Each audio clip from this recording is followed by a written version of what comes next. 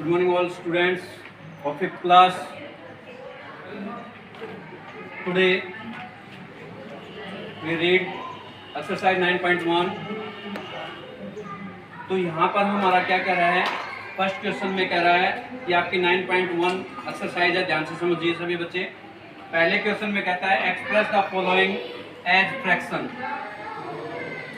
Fraction का मतलब क्या होता है बेटा? भिन्न। भिन्न। फॉलोइंग का मतलब आपको पता है कि नीचे दिए गए। एक्सप्रेस, इनको सोल्व कीजिए, व्याख्या कीजिए, ठीक है। तो नीचे दिए गए प्रश्नों को फ्रैक्शन के रूप में व्यक्त कीजिए, इनके फ्रैक्शन बनाइए, ठीक है। तो देखिए क्या कह रहा है कि 58%, ये परसेंट का सिंबल होता है। किस चीज का सिंबल होता है? परसेंट। तो इसका मतलब क्या होता है कि 50% जो दे रखा है, हम इसको सोल्व करेंगे तो क्या करेंगे? 58/100 करेंगे। क्या करेंगे? 58/100 करेंगे, ठीक है। तो ये फ्रैक्शन के रूप में व्यक्त हो गया है, ठीक है। सेकंड ऑप्शन देखिए आपका, सेकंड ऑप्शन बी। बी में क्या कह रहा है? 25%।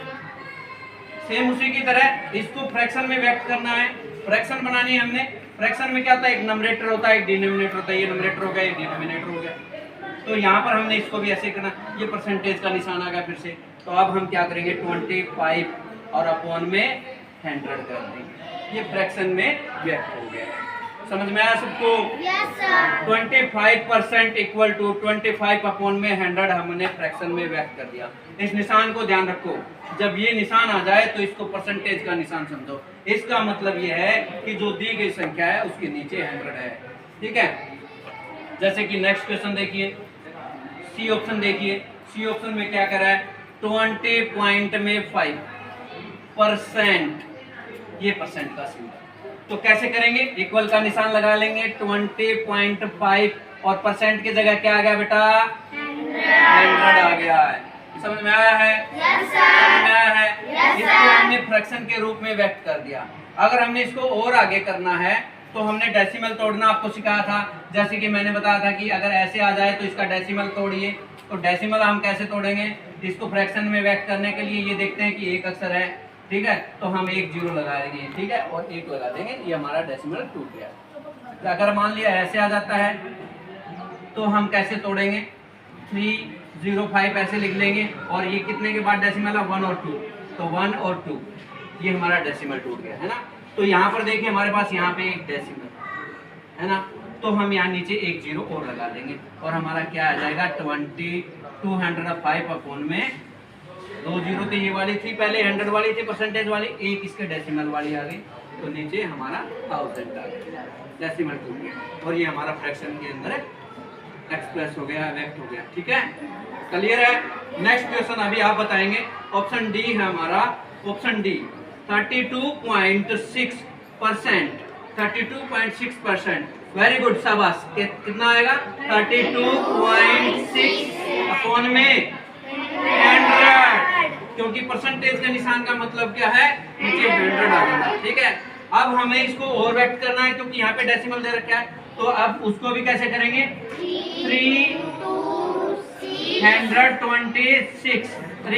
326 और नीचे ये तो तब परसेंटेज वाला और एक डेसिमल की 1 0 और लग गई और ये हो गया हमारा एक्सप्रेशन।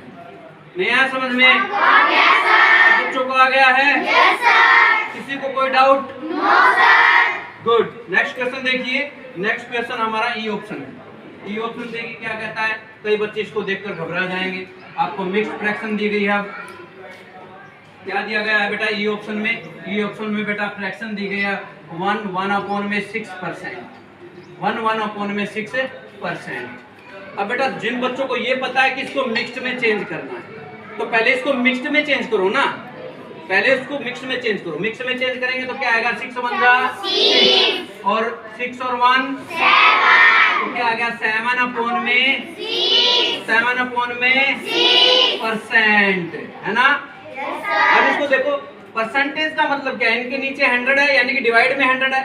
तो बेटा कई बच्चे यहाँ घबरा जाते हैं। 7 अपॉन में 6 लिख लिया। अब ये हमारा डिवाइड का निशान है ना, है ना, डिवाइड का निशान। Yes, sir. अब डिवाइड में हमने क्या कर दिया बेटा? 100 कर दिया, है ना। और मैंने आप लोगों को एक बात और सिखाई थी, जिस फ्रैक्शन के नीचे कुछ नहीं हो तो उसके नीचे हम 1 लगा लेते हैं, लगा लेते हैं।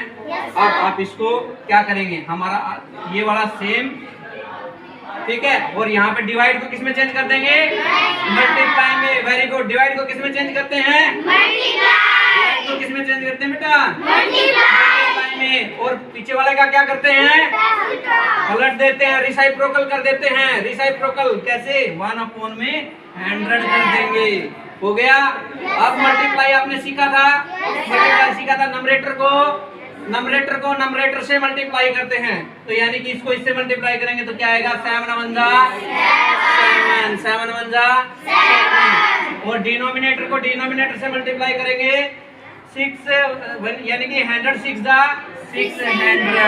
तो आंसर क्या आ गया हमारा, 7 में 600। क्लियर है, क्लियर है, सबको समझ में आ गया है, सबको आ गया है। तो ये आप सारे क्वेश्चन कर सकते हैं।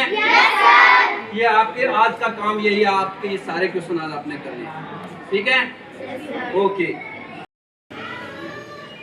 तो हमारा क्वेश्चन नंबर 5 है, ये वेक्टर का निम्नलिखित में से कौन सी संख्या परिमेय में नहीं है। ए ऑप्शन में वर्गमूल 16, बी ऑप्शन में वर्गमूल 9, सी में वर्गमूल 10 और डी में 0.35 के ऊपर बात लगा हुआ है। तो मैंने आप लोगों को क्या बताया था कि परिमेय संख्या कौन सी होती है, अपरिमेय कौन सी होती है। तो परिमेय संख्या क्या होती है, जिसको हम एक तो P/Q के रूप में लिख ले और Q नॉट इक्वल टू 0, तो हम रेशनल नंबर कहते हैं परिमेय संख्या। दूसरा, जिनमें दशमलव की पुनरावृत्ति होती है वो भी हमारी परिमेय संख्या। तो यहाँ पर देखिए, हमारा जो ये 16 है, इसका वर्गमूल निकालेंगे तो 4 आ जाएगा। तो 16 का हम क्या लिख सकते हैं, 4 × 4 और 4 का स्क्वायर, और इससे कट गया तो क्या आ गया हमारे पास 4। और 4 एक रेशनल नंबर है, परिमेय संख्या, तो हमारा ऑप्शन ए नहीं है, ठीक है। और हमने ये देखना कि कौन सी परिमेय नहीं है, तो ये तो हमारी परिमेय हो गई, ऑप्शन ये नहीं हुआ। ऑप्शन बी इसी प्रकार वर्गमूल 9 है, वर्गमूल 9 को हम 3 का स्क्वायर लिख करके हमारे पास 3 आ जाएगा, तो हमारा ऑप्शन बी भी नहीं है, ये भी हमारा रेशनल नंबर हो गया।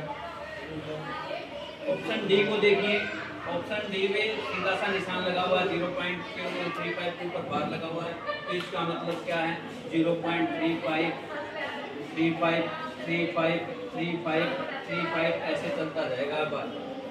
तो ये भी हमारा क्या है, यहाँ पर दशमलव में पुनरावृत्ति हो रही है, तो ये भी हमारी एक परिमेय संख्या है, ठीक है।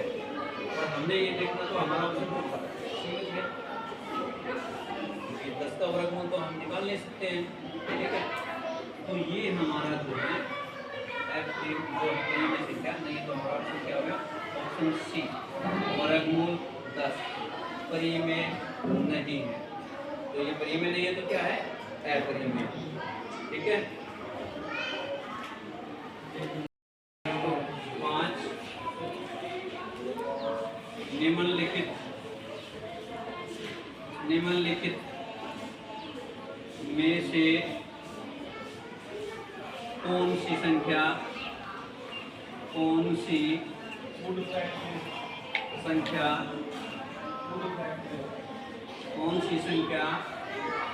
परिमेय नहीं है, परिमेय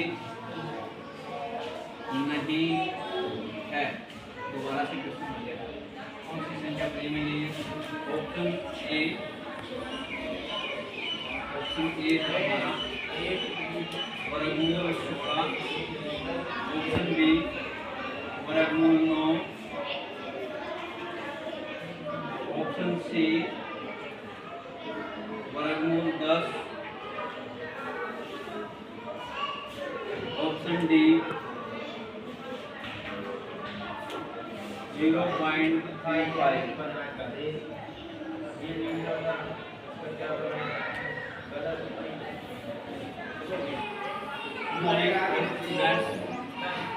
आज हम वास्तविक संख्या के जो क्वेश्चन वो सोल्व कर रहे हैं, और हमारा ये तीसरा क्वेश्चन है ट्रिपल का हमारे एग्जाम में।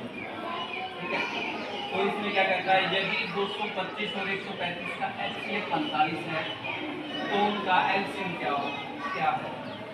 ऑप्शन दिए इसने, ऑप्शन में 675 ये ऑप्शन है, ऑप्शन बी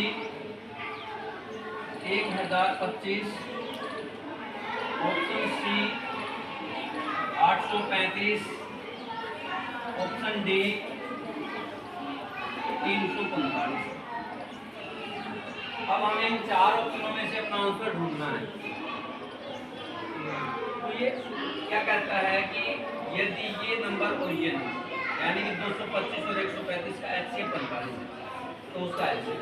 तो हमारा एक 5वीं कक्षा में एक फॉर्मूला आता है, 5वीं कक्षा में एक फॉर्मूला आता है, क्या कहते हैं उसमें, तो सूत्र में कहते हैं दो संख्याओं का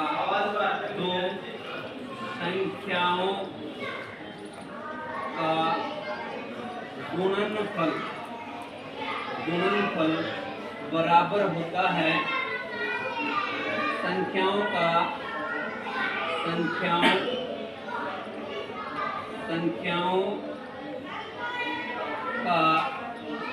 एचसीएफ गुणा में एलसीएम।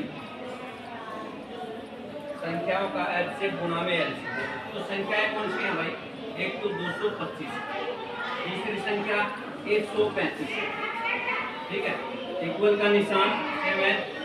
अब यहाँ पे एचसीएम हमारे को दे रखा है 45 और हमें एलसीएम क्या करना है, ज्ञात करना है। तो जो चीज मल्टीप्लाई है और वो इधर आएगी तो क्या हो जाएगी, डिवाइड हो जाएगी। सीधा क्वेश्चन है 225 गुणा में 135 बटे में 45 और बराबर हो गया हमारा एलसीएम जो हमें निकालना है। ये एलसीएम। अब इसको काट दो, देखो 5 लास्ट में, तो 5 से काट देंगे, 5 9 जा 5 में 45 होता है, 5 का 20 और 5 का 25, ठीक है। यहाँ पे आप सीधा भी काट सकते हो, 9 9 5 45, ठीक है। अब इसकी मल्टीप्लाई कर दो, 5 25, 5 के 15 और 2 17, 5 एकम 5 और 1 6, तो हमारा क्या है 675। 675 हमारा एलसीएम आ गया। ऑप्शन कौन सा है, ऑप्शन ए। ऐसे निकाल के हम सोल्व कर देंगे, ठीक है।